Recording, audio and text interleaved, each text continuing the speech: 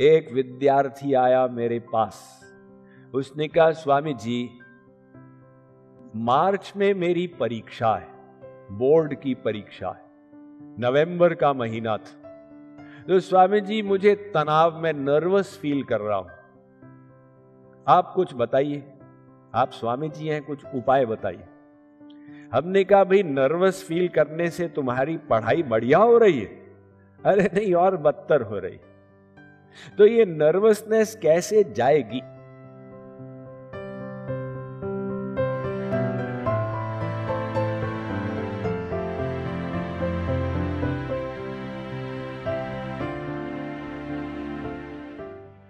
मात्र उत्साह भी पर्याप्त नहीं होता। उत्साह तो चोर डाकुओं में भी होता, लेकिन वो रॉन्ग साइड में चलता। अतः बिना ब्रेक की गाड़ी मौत की सवारी। हम जब सही मंशा से कार्य करेंगे तो उसका सही फल मिलेगा, एवं आपको तनाव भी नहीं होगा।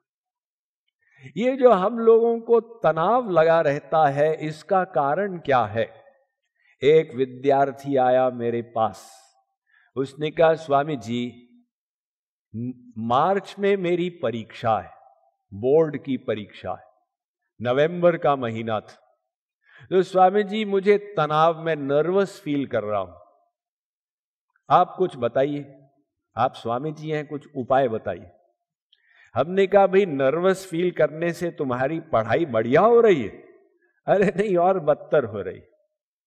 तो ये नर्वसनेस कैसे जाएगी? आप इसका उपाय बताइए। मैंने कहा, देखो, बोर्ड एग्जाम से पहले कई स्कूलों में, कॉलेजेस में इंटरनल असेसमेंट एग्जाम होता, यानी वो इंस्टीट्यूट अपनी तरफ से एग्जाम देता है तैयारी के लिए। तुम देखो तुम कहां तक पहुंचे। तो इंटरनल असेसमेंट एग्जाम में कोई विद्यार्थी नर्वस नहीं होता। पढ़ाई भी करते हैं, एग्जाम भी है, नर्वसनेस नहीं होती। अब बोर्ड एग्जाम के लिए तुम नर्वस हो रहे हो। तो नर्वसनेस का कारण क्या है? क्या ज्यादा पढ़ाई करने से नर्वसनेस आती है? बिल्कुल भी नहीं। नर्वसनेस का कारण है फल में आसक्ति।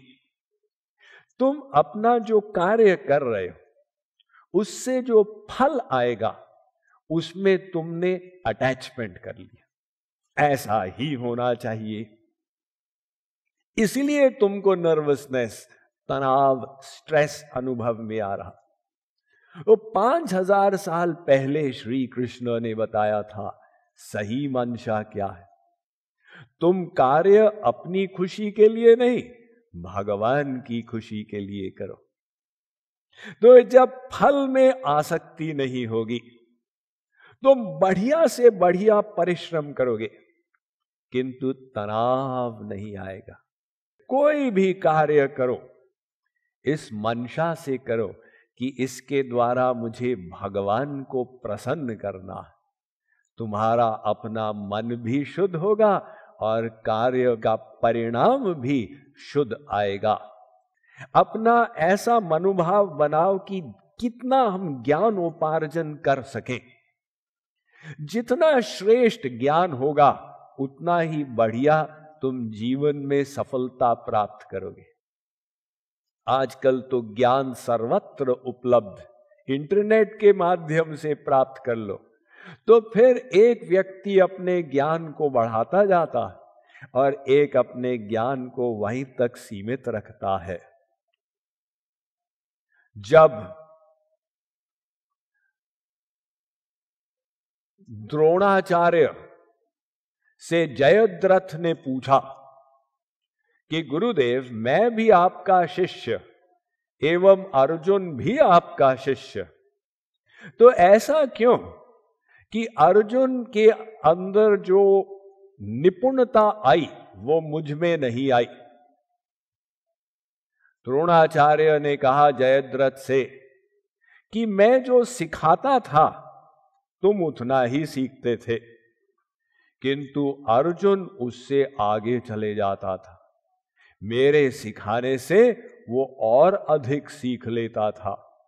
तो जो विद्यार्थी ये मनोभाव रखेगा वो विद्यार्थी आगे सफलता प्राप्त करेगा।